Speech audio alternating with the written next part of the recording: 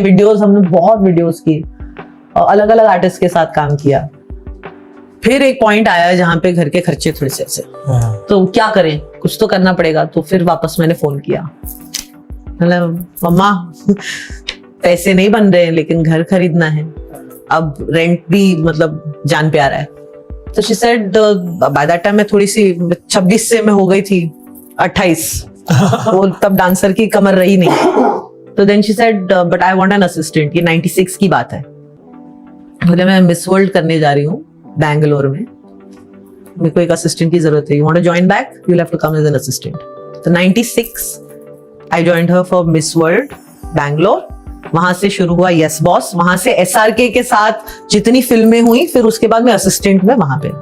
तो पहला फोन जब आया कि आपको जज लेना है एक शो में, तो मजाक ही लगता है ना लोगों को, वही। तो हम क्या जज करें, हमको क्या मालूम है इसके बारे में। पहले तो मुझे जानना था कि लोग जानते थे इंडस्ट्री में, सारे चैनल्स मुझे जानते थे क्योंकि तब मैं इवेंट्स करती, तो मुझे, लेकिन ये जब कॉल आया तो मैंने कहा ये पागल मजाक कर रहे, बोले एक शो है, एक बार आके मिल लो। मिल लेंगे, इसमें क्या है। तो ऐसे मजाक मजाक में हुआ, ऐसा कुछ थॉट नहीं था, ना किसी ने सोचा। हम जब तीनों भी बैठ के कभी बात करते हैं टेरेंस रेमोर में, हमें पता ही नहीं था कि हमने काम के तौर पे उठाया, इट्स अनदर जॉब। हाँ, जो बैठना है, कुछ तो मिलेगा पैसा, तो हम ऐसे गए थे। मैंने तो ये भी नहीं पूछा कि बाकी दो कौन है। मैं तो बहुत खुश थी कि चलो अगर हो गया तो कुछ एक्स्ट्रा पैसे। करेक्ट।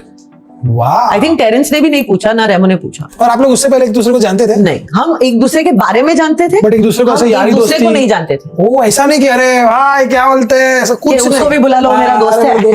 क्या बात कर रहे हैं। कोई नहीं जानता। तो हमारी दोस्ती भी वहीं पे हुई, और from the first day of audition, उससे पहले तो हम मिले भी नहीं थे। क्या बात कर रहे हो मैम। हाँ,